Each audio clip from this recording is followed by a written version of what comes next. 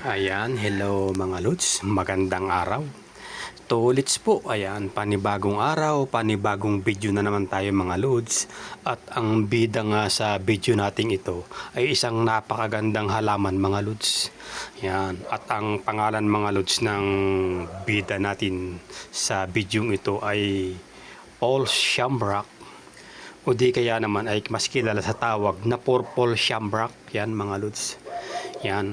Sa bagay ito ay tinatawag din sa pamamagitan ng Oxalis triangularis. Yan mga lods ang kanyang pangalan. Scientific name niya mga lods. Ayan. Ang halaman nito mga lods ay napakaganda talaga at napakabilis lamang itong patubuin mga lods.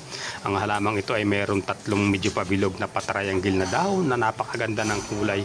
Deep purple mga lods ang kanyang daon, triangle, at meron siyang maliliit na mga bulaklak na may pale pink na kulay na bumubunga ng bumubulaklak ng kumpol-kumpol. Yan ang mga dahon nito mga lods ay bumubuka sa umaga at tumutupi naman pagdating ng hapon. Yan, napakaganda nga mga lods ng ating bulaklak sa araw na to. Pero hindi lamang yun mga lods. Alam nyo ba na itong bulaklak na ito ay sila ay native pa ng South America mga lods, especially sa Brazil at sa iba pang bayan sa may southern part ng kontinente ng ating mundo. Yan, napakaganda mga lods ng ating halaman at ito ay hindi lamang yun mga lods, napakaganda ng halaman ito, may magandang kulay ubi at ito ay maganda ang ambag sa ating kapaligiran.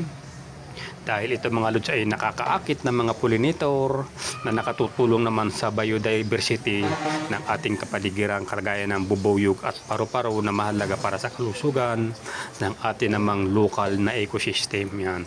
Napakadaling alagaan ito mga lods sa paso o sa maliliit na halamang lupa ay madali itong tumutubo at ayon sa paniniwala mga lods ay maswerte raw ang halamang mga lods na purple shamrock ay sumisimbolo daw ng swerte at kasaganaan na madalas na iniuugnay sa Saint Patrick Day mga lods. Ayan.